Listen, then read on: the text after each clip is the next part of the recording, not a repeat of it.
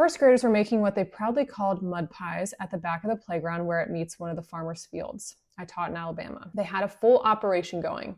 Mixing area, decoration station, even someone pretending to take orders. I'll admit, I was impressed. Then I got close enough to smell it. It was earthy.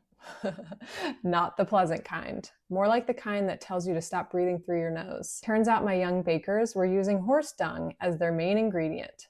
One kid looked at me with a big grin and said, "It's natural, so it's good for you." I have never yelled, "Put that down," so fast in my life. Nobody tasted anything, thank God, but I will never hear the words mud pie again without flinching. You gotta love the fearlessness of a child, really, truly. A group of pre-K kids were suspiciously gathered around the fence one day. That is never a good sign. They were playing with a detached squirrel's tail. Here's another short one. I had a kid get his earlobe stuck in the chain of the swing set. Ow. I taught K-5 for several years. Almost every year during the first week of school, if a boy had to go to the bathroom, they would just drop their pants and go. Here's another one, same vein. Had a kid in the K3 class drop his pants and poop on the top of the slide.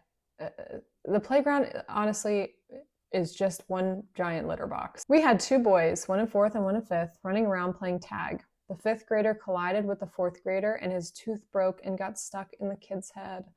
The fourth grader ended up with staples in his head and the fifth grader had to have extensive dental surgery. Now that is a classroom horror story. Oh my gosh. I was on recess duty and had a student come running up to me saying some kids were stuck on the light pole.